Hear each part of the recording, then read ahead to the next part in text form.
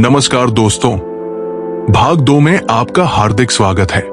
पिछले भाग में हमने एक ऐसी यात्रा शुरू की थी जहां सपनों और हकीकत के बीच का पुल बनाने की कोशिश की।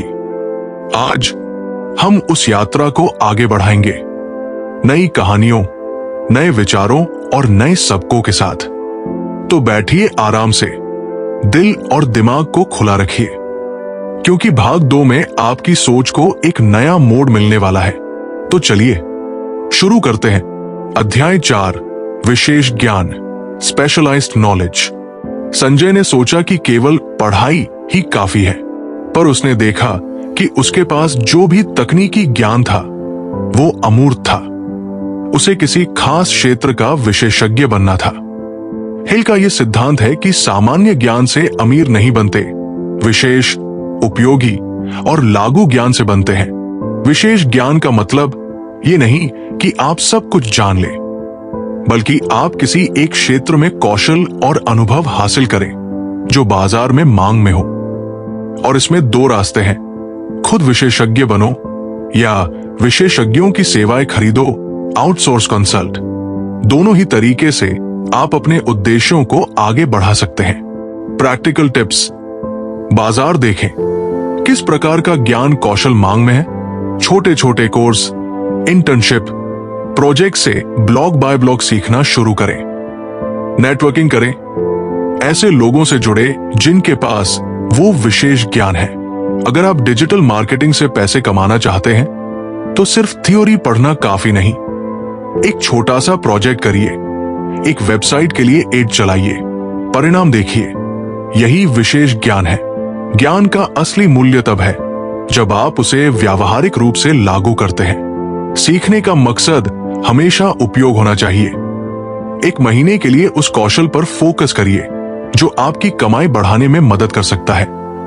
रोज कम से कम 5 मिनट सीखें और एक छोटा सा प्रोजेक्ट बनाएं। अगर आपको ये बुक समरी पसंद आई हो तो इस वीडियो को लाइक करें, अपने दोस्तों के साथ शेयर करें और कमेंट सेक्शन में राधे राधे लिखना न भूलें। अध्याय 5, कल्पना, इमेजिनेशन, विचारों का कारखाना। संजय के पास प्लान तो थे, पर कोई अनोखा विचार नहीं। एक दिन उसने एक पुरानी मशीन को देखा और सोचा, इसी मशीन के लिए क्या सुधार किया जा सकता है। यही छोटी सी कल्पना उसे एक अनोखी बिजनेस आइडिया तक पहुंचाती है। हिल कहते हैं, कल्पना वो काम करती है जिससे विचारों का जन्म होता है। विचारों को जोड़ने, बदलने और नया रूप देने की शक्ति, यही कल्पना है। 2 प्रकार की कल्पना, एक संश्लेषणात्मक कल्पना, सिंथेटिक इमेजिनेशन, पहले से मौजूद चीजों को जोड़कर नया बनाना। 2 रचनात्मक कल्पना, क्रिएटिव इमेजिनेशन, किसी अंदरूनी स्रोत, इंट्यूशन, इंस्पिरेशन से नई विचारधारा आना। किस तरह उपयोग करें?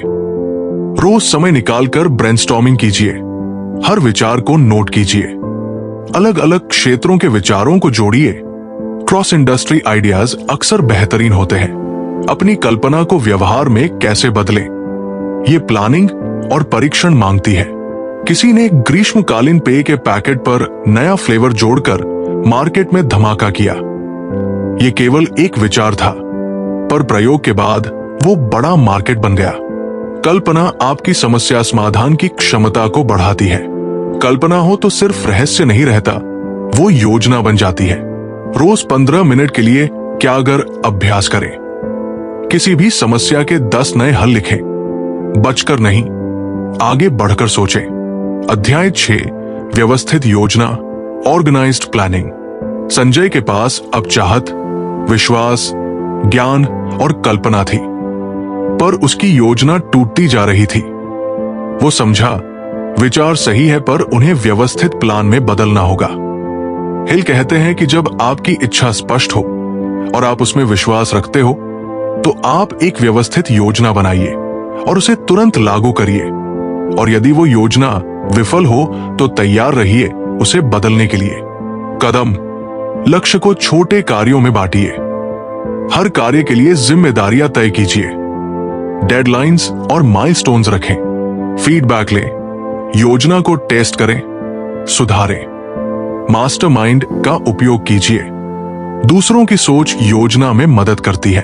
छोटी छोटी सफलताएं बड़ी योजना के नींव होती है।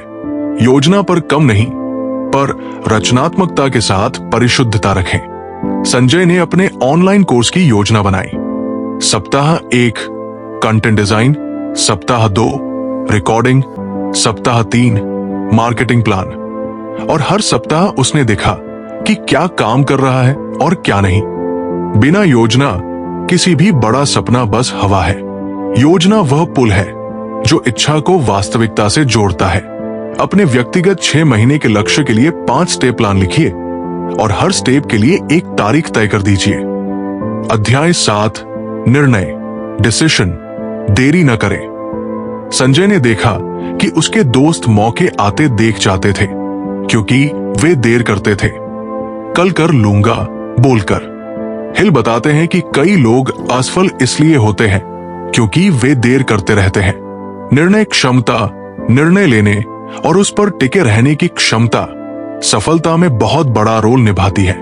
निर्णय से आप अपनी संभावनाओं को सक्रिय करते हैं। इनडिसिशन से डर और बहाने बढ़ते हैं।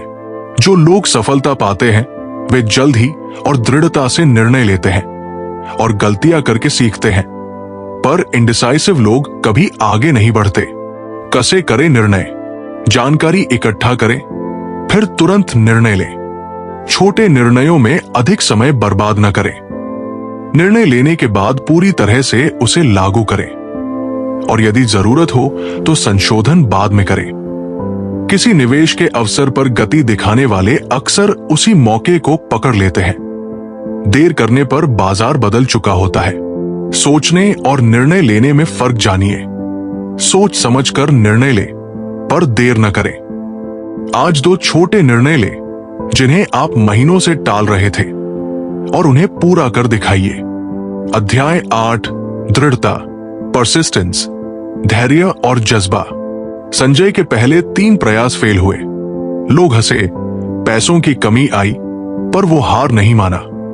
हिल का कहना है कि इच्छा शक्ति के साथ रहने वाली दृढ़ता ही सफल लोगों की पहचान है।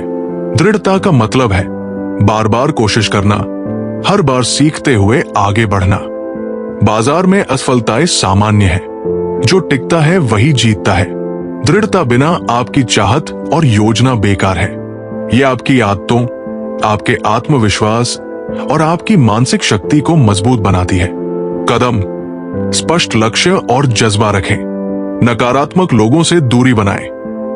अपनी प्रगति नोट करें, छोटी जीत भी मनाओ। धैर्य के साथ काम करिए। सफलता अक्सर धीमी होती है। कई सफल व्यवसायी पहले पहले असफल रहे, पर उनकी लगन ने अंततः उन्हें जीत दी। दृढ़ता वह पुल है जो योजना और सफलता को जोड़ती है। एक बार ठान ले, फिर गिरने के बाद भी उठिए। अपने लक्ष्य के लिए 30 दिन का नियम लागू कीजिए। हर दिन कम से कम एक छोटा काम कीजिए और उसे नोट कीजिए।